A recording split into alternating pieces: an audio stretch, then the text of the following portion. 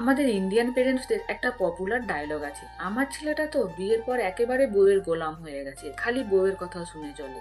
তা বলি শুনুন, ছেলে বিয়ের পর বউয়ের কথা শুনে চলবে না তো কি পাশের বাড়ির বৌদির কথা শুনে চলবে? কি চাইছেনটা কি আপনারা? ছেলে বিয়ের পর এক্সট্রা ম্যারিটাল অ্যাফেয়ার করুক? আর তারপর আমার ছেলেটা তো বিয়ের আগে এক গ্লাস জল গড়িয়েও খেত না, আর এখন দেখো বিয়ের পর আমার ছেলেটাকে দিয়ে জামা কাপড় কাচাচ্ছি।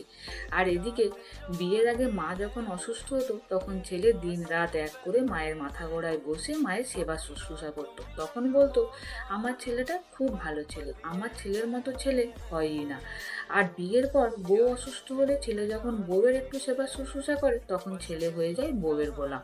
আর এদিকে একটু লক্ষ্য করলে দেখতে পারবেন যতগুলো ডোমেস্টিক ভায়োলেন্সের কেস আছে সেখানে কিন্তু কোনো বাবা মা ছেলের বিপক্ষে কথা বলে না, তখন সবাই ছেলের দোষ ঢাকতে ব্যস্ত থাকে।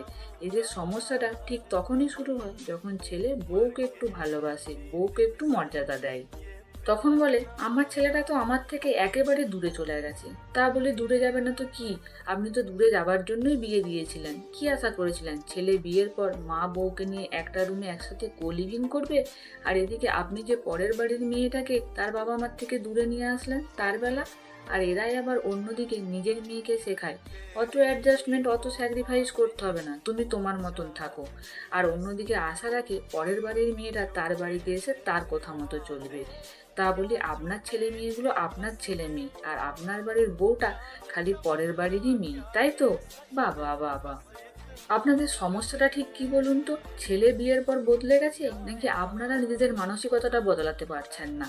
একটা কথা বলি শুনুন, বিয়ের পর ছেলে বউকে ভালোবাসলে, একটু সম্মান করলে, মর্যাদা দিলে ছেলে বউয়ের গোলাম হয়ে যায় না। That's call decent husband.